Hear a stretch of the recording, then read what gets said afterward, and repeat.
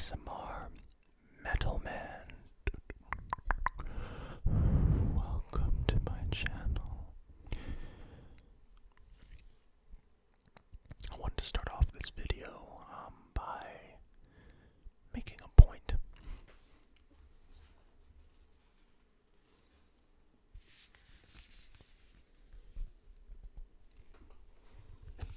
I'm not sure to what degree you can see this with the camera and stuff, but this is a record, a vinyl, called In the Nightside Eclipse by Emperor.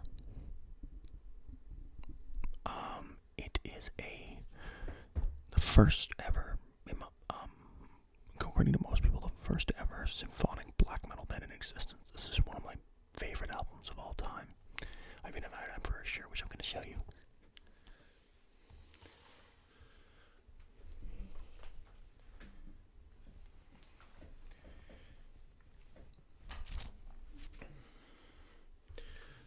And I think I said the album's called In the Nightside Eclipse, Symphonic Black Metal. The point is, so this album is so wonderful to me. It's very special to me.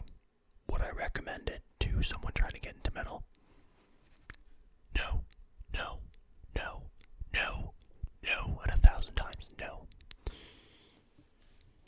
This album is very heavy. It's very, compared to black metal, it's pretty accessible, but it's black metal, so it's inaccessible. That's just the way it is. So that brings up the question, well, what would I recommend to someone trying to get into metal? You see, the problem with people who say that they don't like metal is that a lot of the times, they don't really seem to have an understanding of just how vast metal as a genre is. Like, let me give you an example. Okay, so Black Sabbath, yeah, they're metal. Actually considered the godfathers of metal. Sounds absolutely nothing like Cannibal Corpse. Black Sabbath doesn't use harsh vocals at all, nor does Iron Maiden, nor does Judas Priest. And that's the thing. People who say that they don't like metal are not saying that they don't like metal most of the time. They're just saying they don't like extreme metal, so like death metal and black metal. I'm not too much of a fan of death metal myself. More of a black metal guy, although I do like some death metal. That's a conversation for another time, though.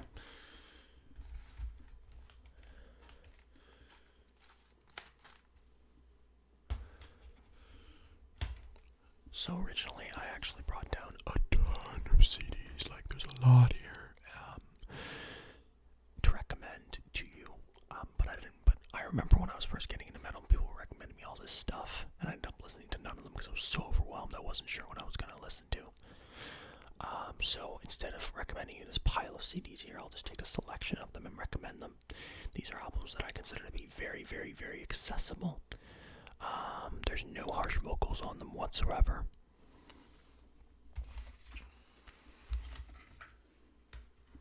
And, yeah, so let's get going with our first pick. So, whenever recommending someone who thinks that they don't like heavy metal, because in reality, a lot of people don't realize that there's some heavy metal songs that come on the radio that thought they were vibing to, that they liked, but they didn't think it was metal because there was no harsh vocals. So I'm going to start with the godfathers of heavy metal. Black Sabbath, Paranoid.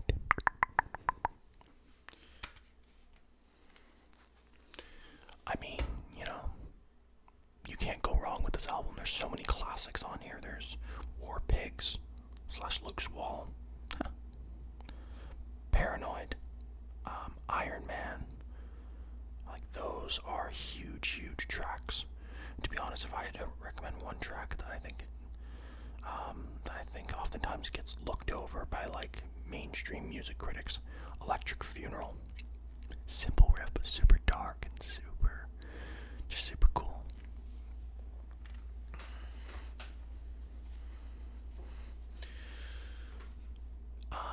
And so the second album that I'm going to recommend, this is a band that was greatly influenced by Black Sabbath. Sabbath, and some people would say, oh, they're grunge, but I more think that they're metal, to be honest. Alice in Chains Facelift. Now, I know a lot of Alice in Chains fans will be like, well, why would you recommend Facelift? Why not Dirt? In my opinion, although Dirt is a superior album, Facelift is more accessible. Dirt, there's no harsh vocals, but it just gets extremely dark, and that might scare someone off who's trying to get into metal.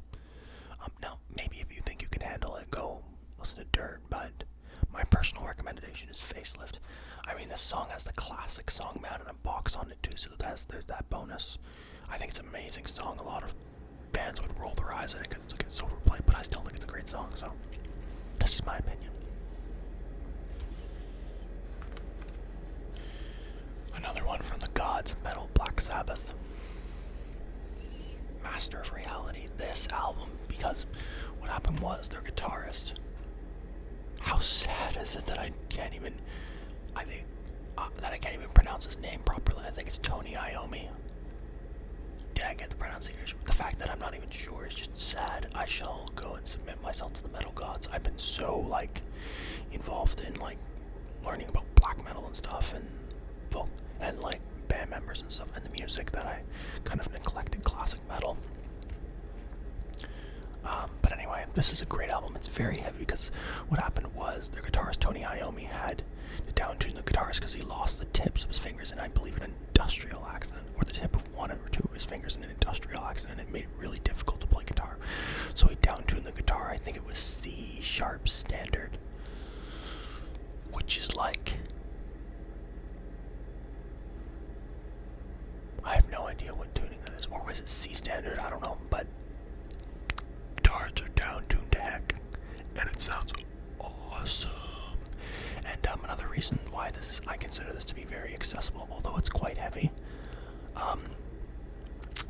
There's no anti-Christian themes. That's a pretty rare thing in Black Sabbath's music. I don't think I've ever heard anti-Christian themes, but there's actually pro-Christian themes in the song. In the song After Forever. It talks about God in a positive light, and it talks about this album also paints Satan in a very negative way in the song called Lord of this World. So if you're a Christian and you're looking for some metal that you can get into and not feel like you're going to burn in hell for, Master of Reality by Black Sabbath is a pretty good pick. Trust me, I know what I'm talking about when it comes to these things. That was cringy. Okay, we'll just pretend that never happened.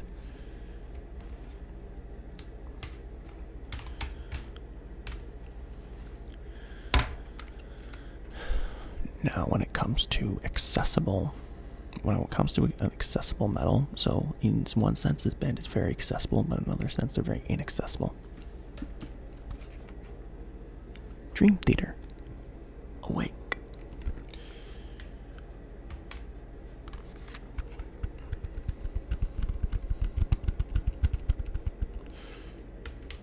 So that this is accessible is that the vocals on this are completely clean. They're not even heavy really. Some people would say that I say that this is progressive metal, but some people would just say this is hard rock. I think it's metal, but Dream Theater is very Dream Theater is about as not metal as you can be while still staying metal. I still respect the heck out of Dream Theater. I still really like this album. I still think it's a great album, but I'm just saying this is very accessible in that sense. However, some of the songs on this are extremely long. Scared, for example, is 11 minutes long, and I know a lot of people, if you're used to pop music or classic rock, are not really used to such songs that are so long on this album. If there's one track I'd have to recommend on this album, it's Caught on a Web. It's not too long. It's 5 minutes and 28 seconds, and I really like that song.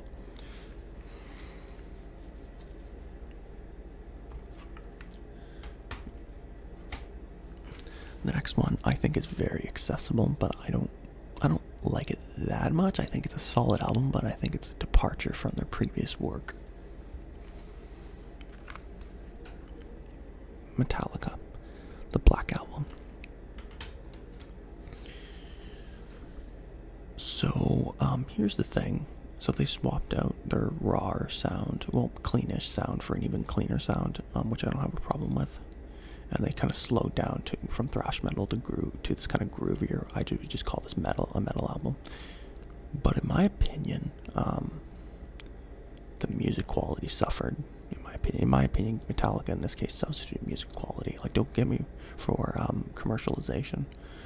Like, don't get me wrong, it's still a solid album, but compared to like And Justice for All, Ride the Lightning, Master of Puppets, Kill 'Em All, in my opinion, this album is subpar.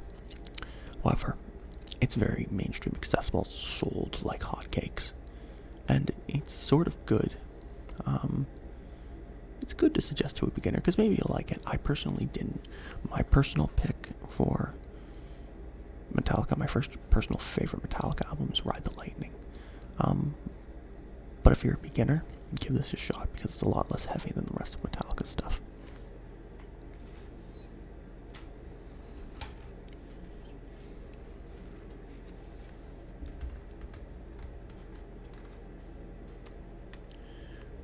Okay, so we're getting on more the heavy side here.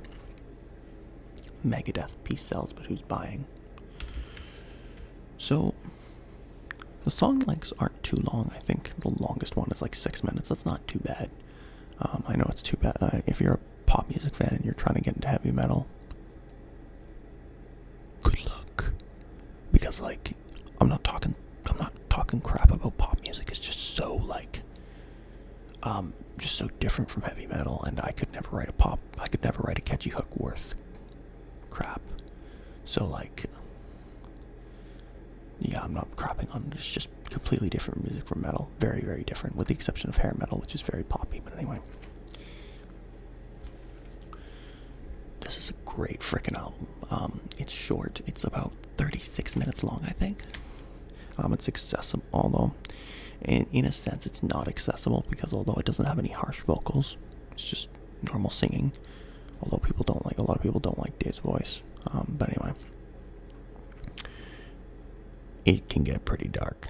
Around The Conjuring, Devil's Island, Good Morning, Black Friday, like, it was so dark that Dave Mustaine, when he's the leader of Megadeth, the frontman, guitarist and singer, and when he became a born again Christian, he's like, you know what, I'm not performing those 3 songs anymore, which is a shame because those are great tracks. But man's got his beliefs, and I respect that. Next album I recommend on the heavier side of things is Metallica's And Justice for All.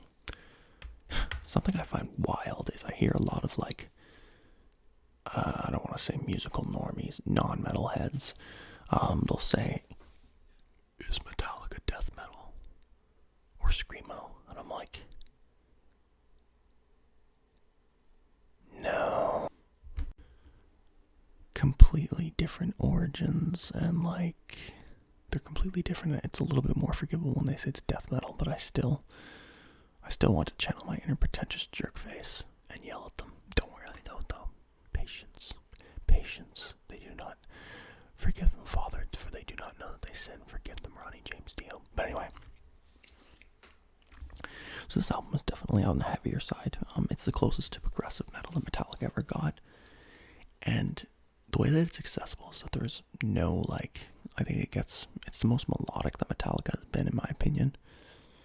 Aside from the Black Album, well, of the first 5, it's the most melodic aside from the Black Album. But the song lengths are extremely long, and if that's not your thing, it might not be. This album might be your thing. To put it in perspective, the shortest song on this entire album is Dyer's Eve, which is 5 minutes and 12 seconds. The longest song is And Justice for All, which is 9 minutes and 44 seconds. So you might have to pace yourself with this album. Maybe just listen to like a bit of it one day and a bit of it another day or whatever. I still think personally right now it's my favorite Metallica album. It's kind of tied between it and Ride the Lightning. But yeah, so it might be a challenging listen just because of how long it is. But if I had to recommend one song to listen to. It's not actually one, because everyone would recommend that. I gotta be a hipster jerkface. Harvester of Sorrow. It's an epic song. Or Dyer's Eve. Man, I don't even know. There's so many amazing tracks. I love this album. But you might find it kind of difficult to get into because of just how long the songs are. And other bands that I would recommend that I don't have in my collection that you should listen to are Judas Priest and Iron Maiden. There's no shrieking vocals. There's no growled vocals. It's all clean vocals. Iron Maiden and Judas Priest are fantastic, and the album from Judas Priest that I'd recommend personally is The Sad Wings of Destiny. If you're feeling tenacious, try Painkiller. It's very heavy, but I think it's relatively accessible personally, although you might not feel the same. And from Iron Maiden, oh man, you can't go wrong with you can't go wrong with Iron Maiden. What I would recommend personally is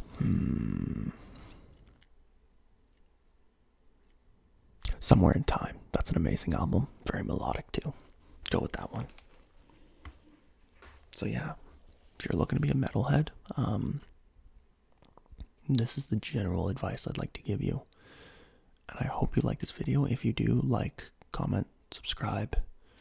Even if you leave a dislike, it's still engagement with my video, which I believe helps to get into the YouTube algorithm. So thanks for watching, and